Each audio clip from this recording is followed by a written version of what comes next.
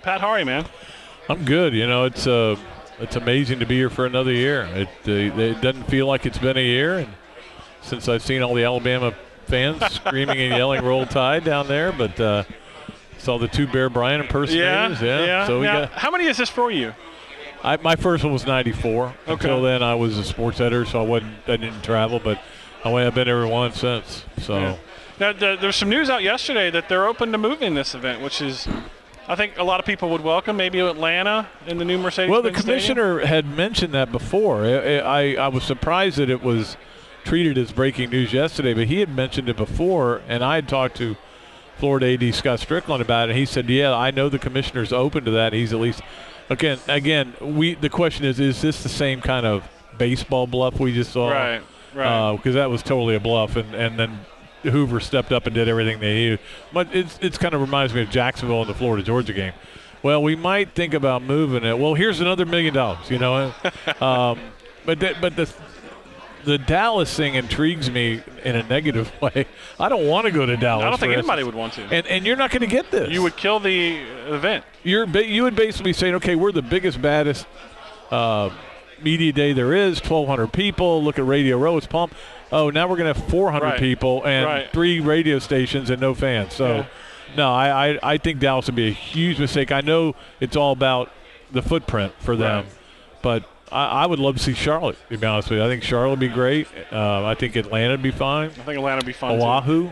too. Put me in for Nashville, too. Although Nashville would be great. That might kill the attendance, too. Pat, yesterday, Jim McElwain, I wasn't thrilled with some of my media brethren with some of the questions he got. Join the club. Particularly the naked shark, and I've heard the people harping on Mac saying, well, he needs to get a sense of humor. Well, that's not you that's been subjected to this for a few months, and the fact that a SEC football coach who's won his division 2 years running has to even address that, it's off-putting to me.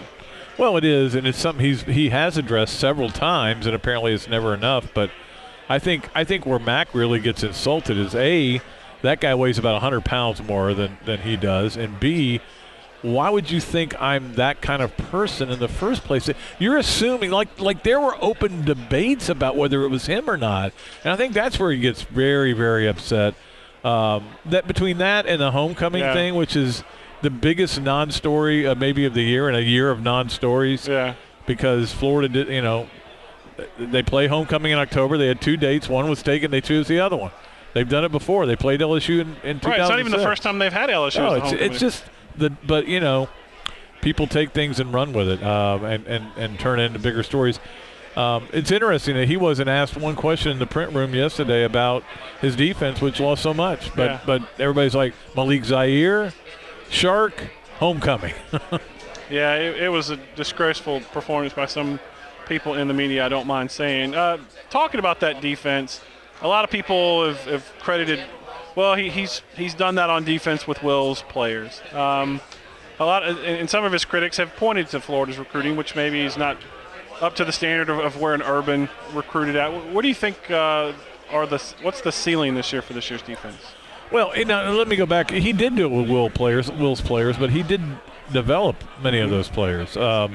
And this year, certainly with the injuries they had, a lot of them were true freshmen that were playing major roles. David Reese, Boshawn Joseph, Chauncey Gardner, guys like that. So, I think the defense will take a step back. I don't think it'll be a big step.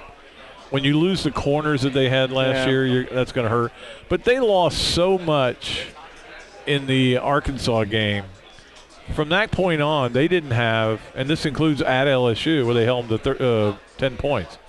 They didn't have Marcus May for the year, Anzalone out for the year. They lost Jared Davis for the most part. He played, but he wasn't the same guy.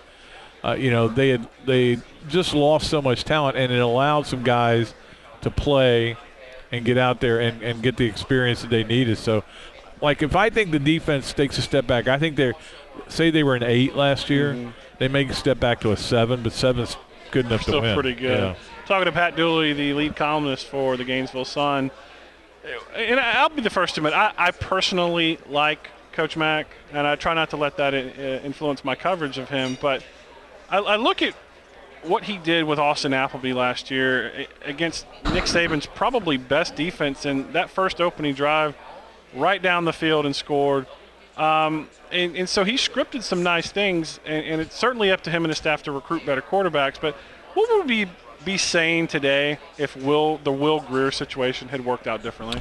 Well, that's $1 million question. I always tell people that his time at Florida was a bit romanticized because he had 6 really good quarters. Mm-hmm. The Ole Miss game and the fourth quarter against Tennessee, and then maybe.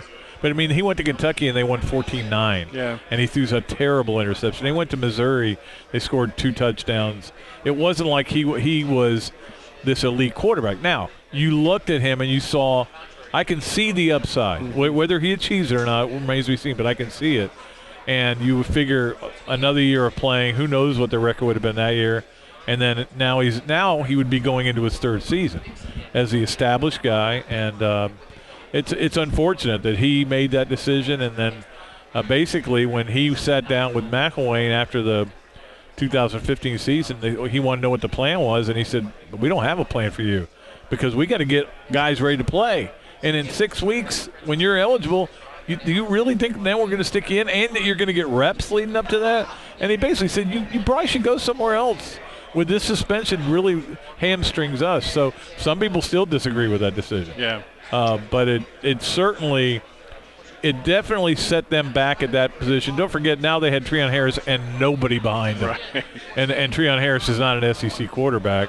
And then, of course, last year, Luke is not a strong arm guy. He knows the offense. He's a smart kid, 6-foot quarterback.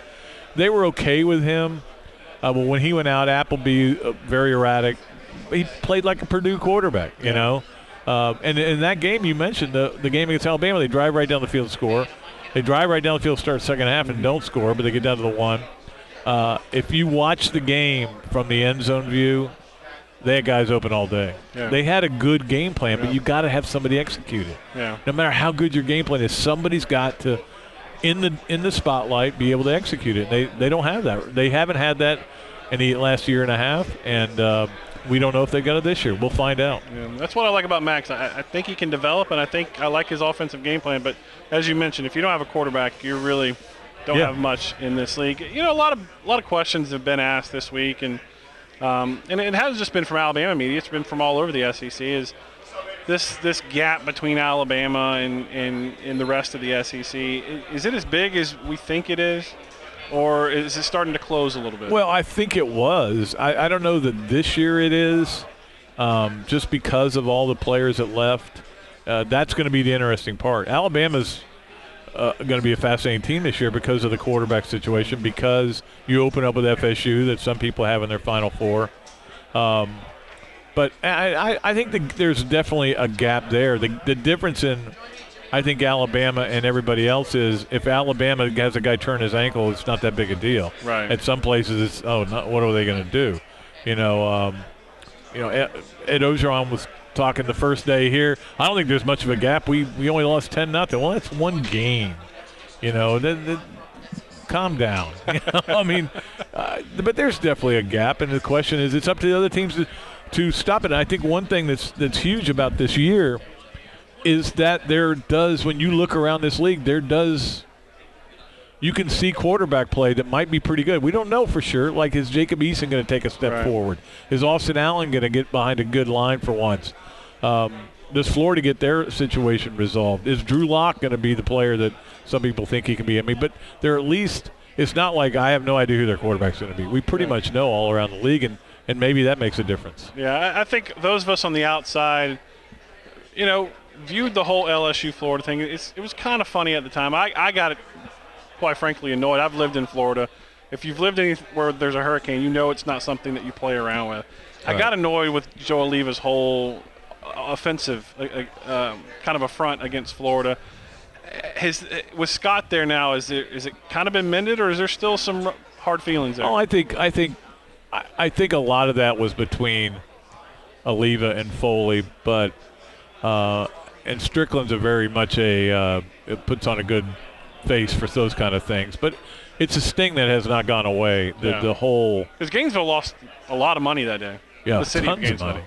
Not only that, but the thing that LSU media doesn't understand is just because it was sunny on Sunday, so stupid, doesn't mean that you could have played a game. No. Every first responder was on the coast, and it really hit home to me. My dad lives in St. Augustine, and we had to get him out of St. Augustine, because you couldn't stay there. It was flooding. When I spoke about, I want to say 3 weeks later, maybe a month later, in Orange Park, and every room was occupied by somebody who was working St. Augustine, working the coast. In other words, cable guys, electric guys. I mean, this was a big, huge deal. And for the kind of reaction we got, and again, Joe Oliva, to me, is a big empty suit, is all he is. So look what he's done to his coach now. Oh, by the way, you have 5 road games next year. Yeah. Go look at their home schedule. You really helped the community there, didn't you, with that home schedule. So. No, I'm not. I think it was just ridiculous, and unfortunately, people in the media sometimes didn't get it, and didn't want to let the facts get in the way of the story. Yeah, which is very frustrating. Yeah, especially when media should be providing context. Yes, and there was no context from LSU side.